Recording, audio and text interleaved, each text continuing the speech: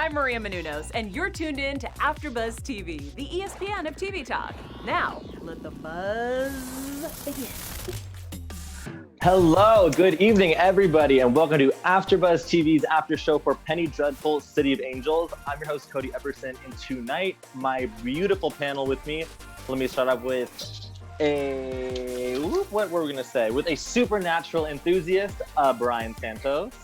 Hello, so excited to be here. I'm not usually a lover of Showtime. Too much thought-provoking for me, but I'm really excited. I love this show. And we have the host of Horribly Hollywood Single, Adam Carr.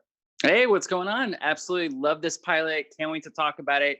I didn't watch the original Penny Dreadful. I had no idea what I was walking into, but absolutely, this was a gift, a wonderful gift to watch. So happy to be here. Heck yeah. And last but certainly not least, our self-proclaimed goddess of the panel, Miss Tori Weaver. Yes, I have arrived. Super excited to be on this panel and talking with the fans again, and super excited to see you guys' reactions. Right? I'm so glad to have you all here with us tonight. This show is, it's hectic. There's a lot going on. So let's just get some overall thoughts, and then we'll go into the whole feud with the police, and there's Nazis, and then just this whole what this spinoff is really about. So Tori, please give me your thoughts on just in general the episode. Yes, well, I love a good show that hits the ground running and doesn't set you up because it makes your brain have to work even harder. Because when I first watched the episode, I was like, what is happening? What are we doing?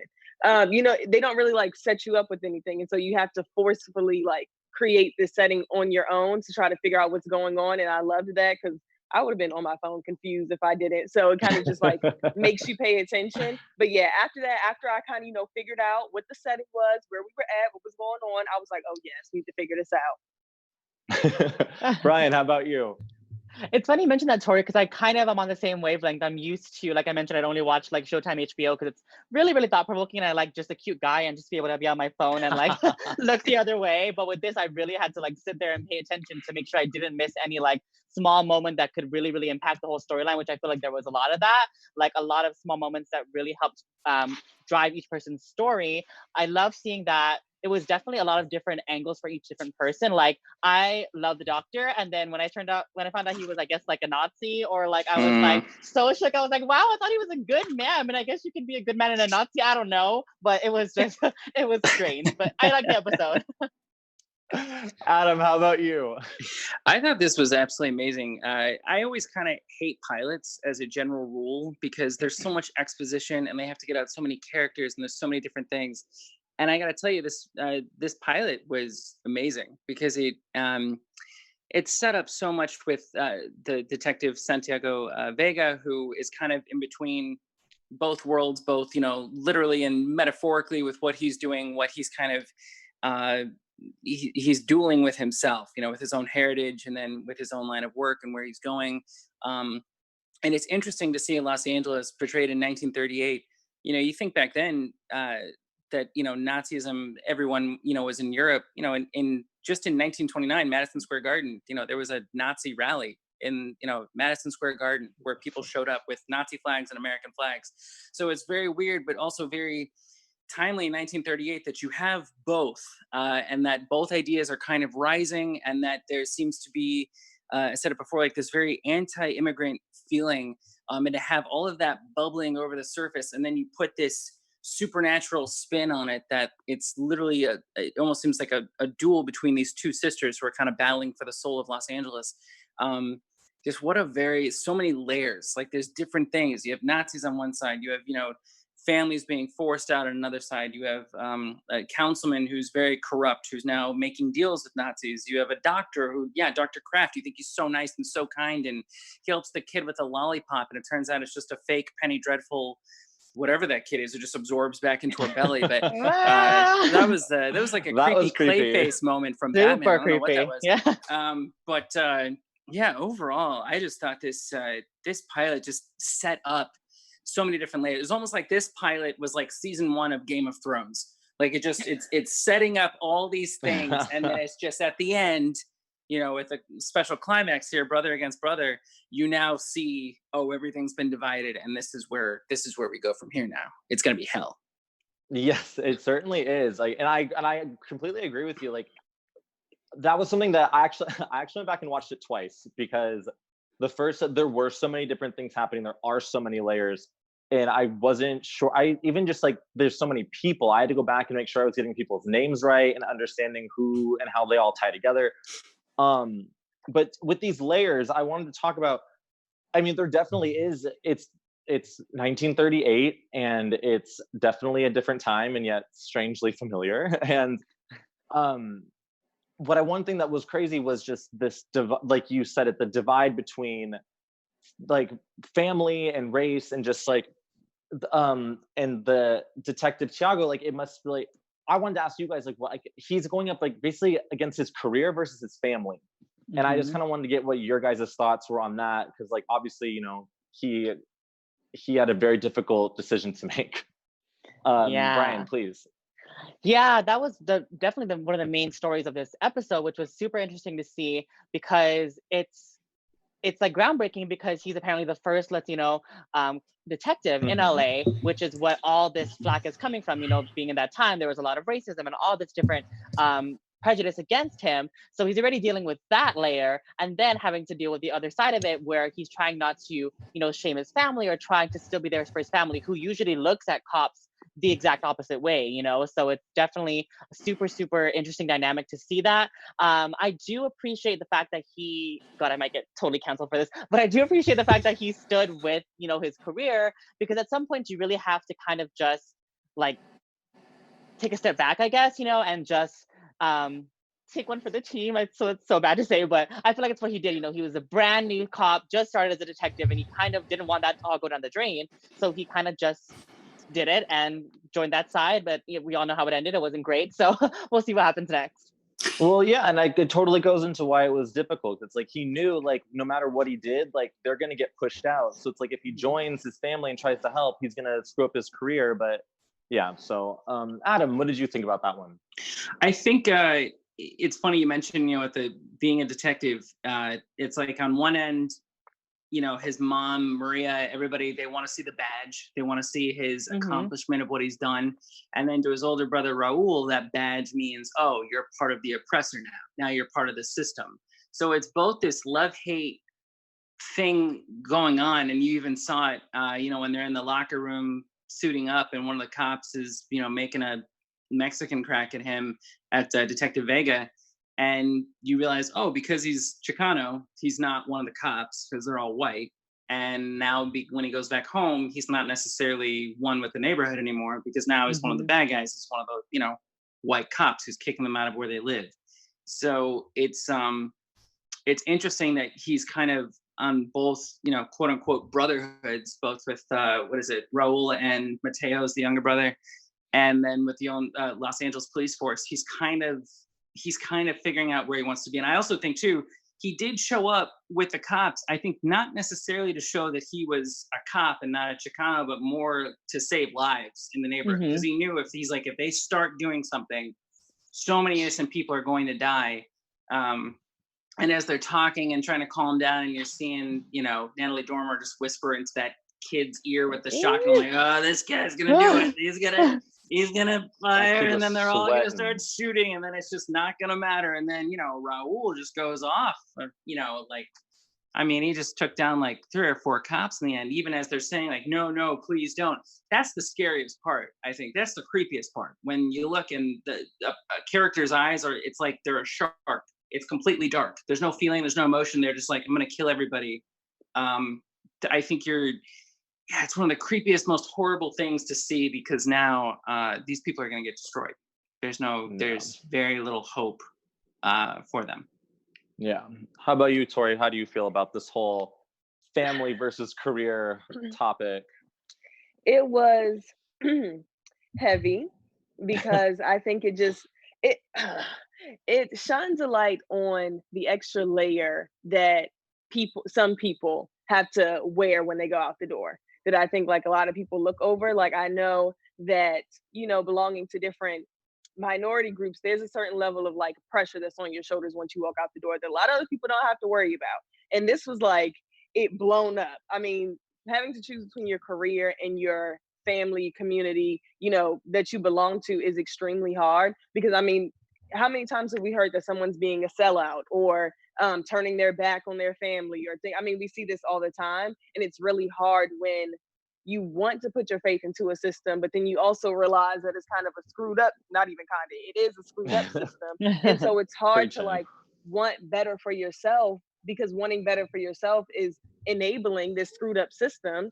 And you're thinking that you're doing something good for your community because you're moving up, but then it's like, at what cost? And I think it's just hard. Like, just seeing this on the screen is like, so many people carry this with them every single day. I mean, we want to put our faith into police officers anyway, but we see that's not the greatest system and how that affects other communities. And so, but at the same time, there's little kids who dream of being police officers. And so you're just kind of like, where do I fit into this equation? And I think the main character is really trying to figure out where he fits in, like how he's going to be the bridge of these overlaying themes. Like, he's just one person trying to figure out how to bridge the gap between systematic oppression and, you know, having pride where you come from. And I don't think any of us can do that by ourselves. And it's just extremely hard to watch. But you can also, it's the reason why it draws you in, because you've lived it for a lot of us. Like that's you every day. Absolutely, absolutely. And I think he did a good job of finding that balance of coming in with the police, but then pleading with the crowd. I think he did a good job with that. But then we have like a literal devil on walking through the crowd who's like, who am I going to pick to just stir the pot right now? Yeah. And she found that the perfect, it's so funny that she goes down that line of all the cops and it's all these like angry looking white dudes, and there's just this one like bright-eyed scared kid who's just like, I got a gun, and that's like, with red hair, done. You knew he was sweet. He was the red-haired one. They're never right. It was his first they day. can't take the heat. They can't take the heat. He was done. But yes, then like you guys have all touched on, like there's so many layers to this, and for me, I've actually been talking to other people. Because I was like, oh yeah, I'm watching this show, and like we're doing a panel for it, and there is a lot. And Adam pointed out like there's so many layers, and you guys mentioned it too. And it's just I thought it was like such a great can you hear me like trying to like make it make sense? So we have this like very noir like murder mystery cop thing going on, and then there's also this like racial battle. And then we have this supernatural, like angel devil thing. There's witches involved. And then we have Nazis. So I just feel like, I don't know if this is too many levels. Maybe they're still just unfolding it. It's all going to come together. But I'm just like, there are so many elements. And I guess I didn't want to talk to, how do you guys feel about the Nazis being in this, or just their presence in this show? Because I feel like just in general, that is a very big genre to like have, and to mix it in there with all these other things. I just kind of want to hear like Tori, like what do you think about this one? I feel the same way. I mean, like I said, I already told y'all when I first started watching it, I was like, what am I watching? And then every time I thought I had it figured out, they throw in another element of something. And I'm like, wait, the Nazis are here too? Okay, wait, I thought I had it figured out. And so I feel the same way. And it's so crazy because like I'm on a panel for another show and the war is like the only theme. And then I have this one where it's like, that's one of 25 themes. And you're trying to figure out how they all mesh together, or who do you even like pick a side with? Because everybody is technically kind of wrong. And but, I mean, if that's not American history thrown into a show, I don't know what is, because it's always a whole bunch of mess going on at the same time. Yes. Yeah, Adam, how do you feel about this big stamp of the swastika coming up in the show? I always defer to like Indiana Jones. Like, just I hate Nazis, and they're the greatest bad guys. You can just kill them repeatedly, and you never feel sorrow about it, because it's one of the greatest evil armies that ever launched on the planet. There is, I think, a lot of creepy comparisons though when Dr. Kraft, is doing that march in the little square, and he tells people, we need to put America first. We need to stay to our own side. There, a lot of this stuff new in politics now, it's not necessarily new. It's just the same recycled stuff. Like it's always America should leave everyone else alone. America should isolate. America should be the best. America should be number one. And that's usually the stuff that's being peddled by people who want to do things in other places and they don't want America to stop them. So it's it's this creepy, I don't know what it is. It's like a leech. It's like a tumor growing on the spine. It's just it's infecting something that's very vital to this country, but it's growing and it keeps gaining in popularity. And it's one of those things you think that like, oh, they had to deal with it. Our grandparents had to deal with it back then. They still go on and have kids and have grandkids, and it's still always a recurring thing. I think that's the thing that's weird. It's not necessarily finding out that we're so bad now or that we were so bad back then. It's just that we've always had these problems. Now we're just seeing them much more on social media. We're seeing them way more than we ever saw them before. Yeah, there's nothing. If Nazis die in this show, it's great. It's not bad. How about you, Brian? Because the Nazis, the thing like this, it comes up in like a couple different places that haven't necessarily come together yet. So how do you feel? For sure. You know, there's so many different elements. You think this would be a Ryan Murphy show because it's literally everything with the kitchen sink thrown at you. Like, so there's so much going on. What I thought was super interesting about the Nazi element of it is the fact that we already have this strong racial element with the Mexican side, you know, with this whole race war between Angelinos, white Angelinos and Mexicans. And now it's basically a parallel with Nazis as well. But it's really interesting to see how it's playing out. I do want to definitely dive into it more in the next couple episodes and see how they're going to navigate these storylines parallel, but then also make them meet at one point. So that's definitely what I want to see. Yeah, it's a trip. Like, I mean, I feel like a broken record. It's just there's so much to really take in. Like I said, I watched it last night and then I watched it again today because I just wanted to make sure I had my facts straight. And then one thing that really caught my attention was the beginning of the episode. That you're playing that record player, and we hear the song La Llorona, and then we also hear at the very end of the episode when after the whole shootout happens. And so that song's always kind of held a weird place in the back of my head, and it literally means the weeping woman. And if you look into like the fable about it, the woman who La Llorona is, her name is Maria, and I thought that was interesting because that is the mother's name in the show. And so the point I'm trying to make is that Penny Dreadful were books back in the day about like scary things, and I think what the original series was like Frankenstein and Dracula kind of like came together, and like Dorian Gray. And so I guess my question is, what do you guys think this Penny Dreadful is about? Like, is it about La Llorona? Is it about this angel of death? Is it about Santa Muerte, who is she's like an angel but also a demon? Like, I guess I'm just trying to like, who is this about? Because I mean, because they are police officers, they're not these like fabled creatures. So I just want to know, Adam, what did you think? I think this vibe it feels very similar to me. Keanu Reeves and Al Pacino in Devil's Advocate, when Al Pacino tells him, like, you know, Al Pacino's playing the devil, and he says, you know, I don't tell people, I don't make people do anything. And I think that's all that Natalie Dormer's character is, the Angel of Death. She just gives them the opportunity to do what they want. You know, Councilman Townsend, he could have walked away from the Nazi who wants to build another motorway. Like, he could have walked away. He could have gotten shot. That was going to be the ultimate thing that was going to happen. He's like, you don't shake my hand. This guy from like Gestapo is going to shoot you. He's going to think that you're, you know, not with us. So it's interesting because she's saying, I'm giving everyone an opportunity to do what they want to do. Most people will not do the right thing. They'll let you down. So it's interesting. They're playing with the souls of Los Angeles, like literally. And it is kind of funny that I keep realizing now, oh, that's why in the title they made sure like City of Angels. Like it's all about LA is seen as the future, which I did not know. If that was really true in their research, they're saying that, you know, Manhattan was viewed as much more old school, old European country, everything built on top of one another.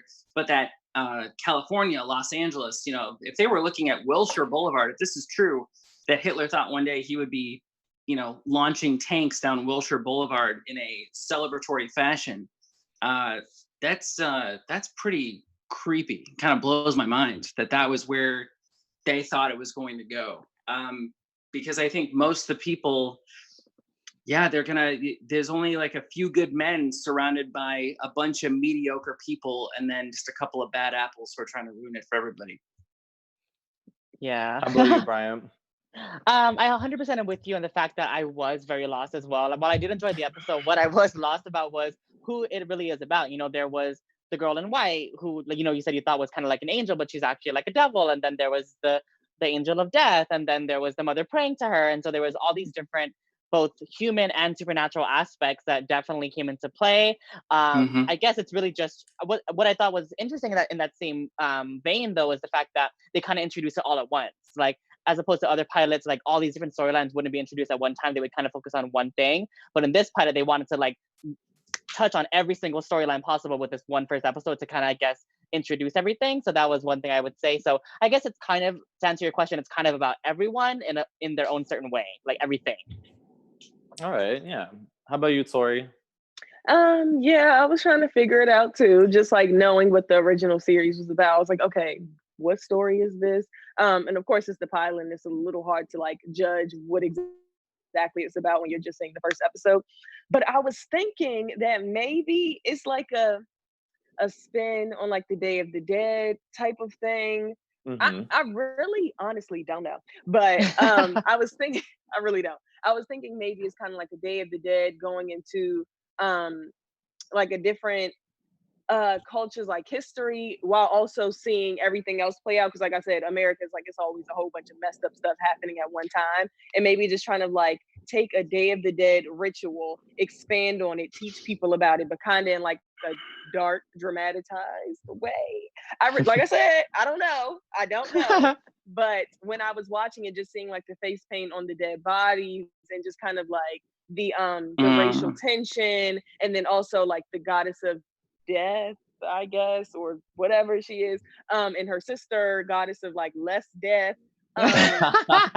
So I was thinking maybe it's like it's given something like that, but like I said, for the 25th time, I don't know. But that's what I'm thinking. Right. Well, maybe I'm asking the wrong question, because like I didn't watch the first series. However, when I hear Dracula and Frankenstein, I'm like, those are big characters, like those are very famous characters that I assume that's what the original one was, centered around. So I guess I want to find what character it is about. So, yeah. But then again, maybe that's not the case, and they're going with a different direction. But yeah, I do, because there's just, and then it's just so interesting the way they're all connected too, and it's just like we see the family, like the son is the detective, and then the mother ends up being a housekeeper at the doctor's house, and the doctor is a Nazi, and then he goes to the square, and then the son is watching the doctor in the square, not knowing that his mother works for that Nazi. And it's just all those connections like really trip me out, that I'm like, how does it all come together? And then we see the one gal who's, I'm just calling her the devil because we didn't really get an official name for her. IMDb has, she's listed for 3 different names for the show, because she's all these different characters. It's just such a trip, but I kind of lost my train of thought there. I think a new reality show that's going to come from this is I didn't know I was working for a Nazi. I think that's going to be the new. Oh my god! It's going to be on. It's going to be on Oxygen. It's going to be on. And they're like, I didn't know. 90-Day Nazi. You also too. You have Mishner, Lewis Mishner, played by Nathan Lane. Who, it's so cool to see Nathan Lane doing a show like this. But he's looking up the Nazi that Councilman Townsend met with. Yes. So he's got that connection too. So basically, yeah, everybody, it's like a freaking, it should look like a beautiful mind. Like everything's freaking crisscrossing. There's this string and this string, everything. I don't even know the correct term. Is that the Venn diagram? Venn diagram is where something meets in the middle, right? Compare and contrast. This is public education. I have no idea. Yes, compare and contrast. But yeah, everything is connected. Everything, that's the coolest thing, that they don't realize it, but they're all on each other's doorsteps already. And I kind of, are we doing a little segment in a bit, like predictions, or what we think is going to happen? I don't want to step. Oh yeah, we'll definitely reach. We do that, okay? Because I don't know about you guys. I have like shut up. A few. But and then like, what's the whole thing with like the mom is actually a witch, and then like Like Yeah, that threw me. She's Because- connected. Girl.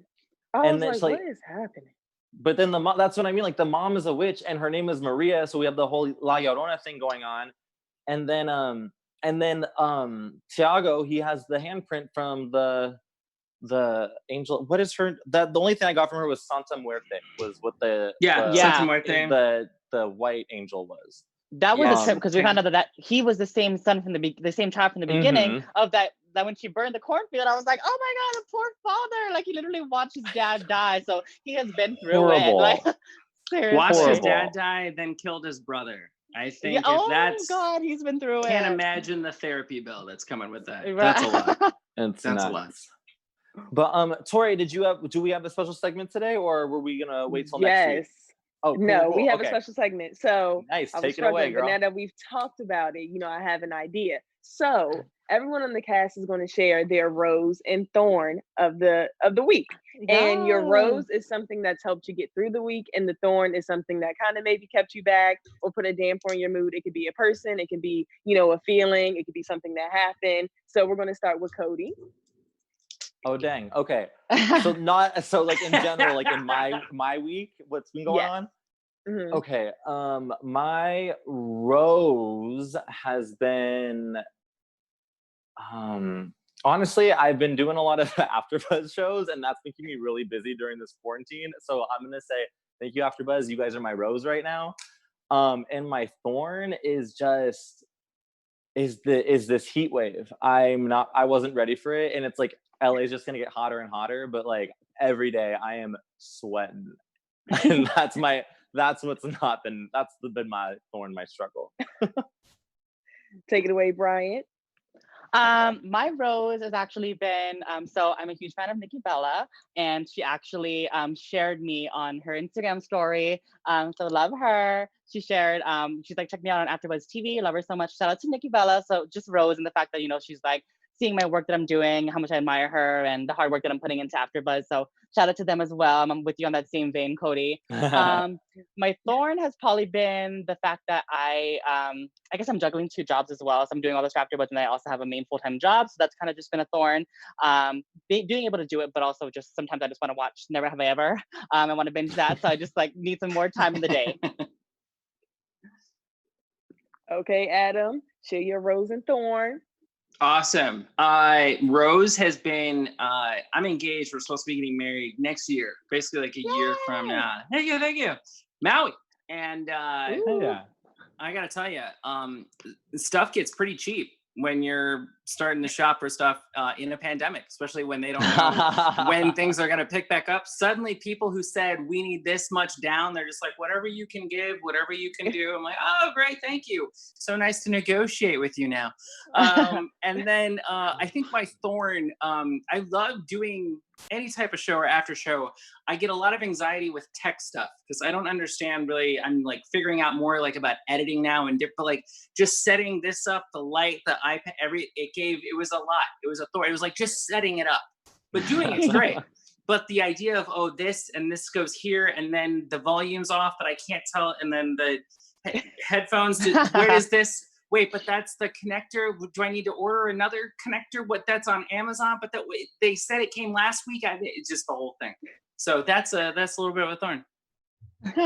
Yes, we love that. So I'm going to switch it up, and I'm gonna share my thorn first because my rose is like the light in the tunnel. So my thorn is that I do have a couple of friends who are, well, a few that are in the healthcare profession, and I just have just been really concerned about not only like their physical health, but their mental health, because they've been doing this for over a month now, going into 2 months, and I know that like every day is a struggle, like it's a battle, and I just get so nervous for them all the time. So I love them to death. But my rose it was actually one of those friends' birthday, and we were able to surprise her with a Zoom brunch call. They like we put together in secret, so it was really nice. And yeah, just thankful to be, having my health in this pandemic, and thankful to still be able to like show the people that I care about them, even though we can't see each other. Nice.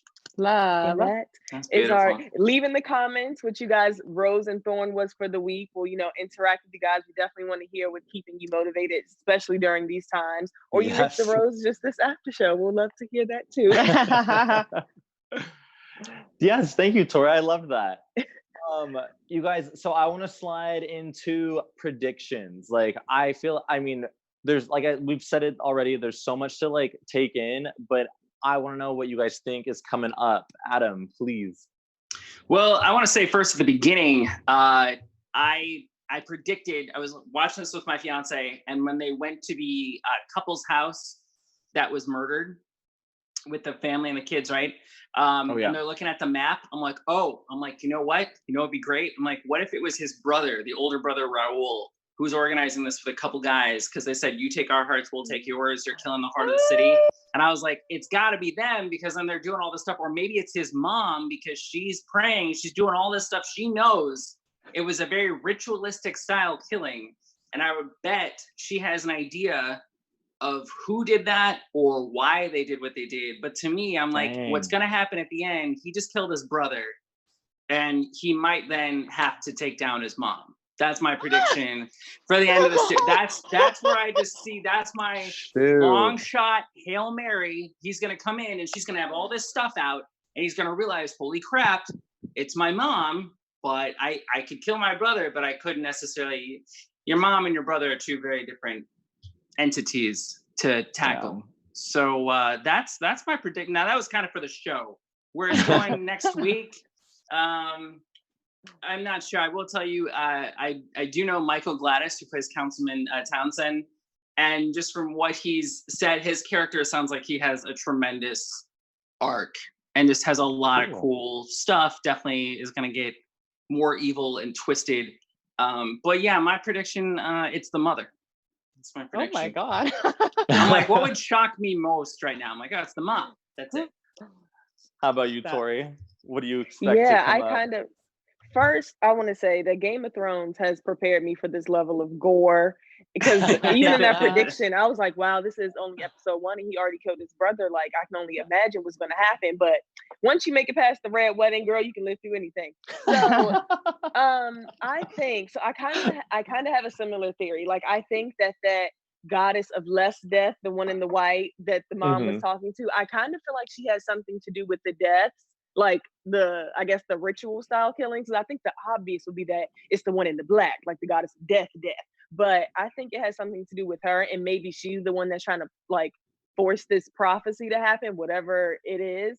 And maybe like she's the one that's really setting this in motion, and like we're just that's what I think. That's what I think. How about you, Brian? Just a real quick one. I think it'll be super interesting to see. I don't know if you guys remember like the little secretary for the councilman. I thought she was really cool, and what I really liked about her is she seems like one of those, early 1900s, like, oh, I'm just a little secretary doing what my boss asks. But I think that she has so much more, and I feel like she is like, for some reason, she feels like a ringleader. I feel like she knows what's happening with everybody, and I feel like I want to see more of her. So I feel like she's up to something. She's like his girl Friday from hell. The devil. That's what she is. Yeah. Oh, she's the devil. She's the devil. Yeah, I'm right there with you guys. You guys are probably right. I'm not 100% convinced that the brother's dead. I think there's a chance that he's survived, because I feel like he was a really big actor for him to kill off. Oh yeah, oh my God. but it does look like he's dead. I thought the brother was the one who did the murders. That's my prediction, because in the one scene outside the bookstore where they're dancing, he's like, "Where's your heart?" And he like holds his brother's heart, and they took the hearts out. Oh, the heart. That's my prediction. Oh, is that the brother did notice.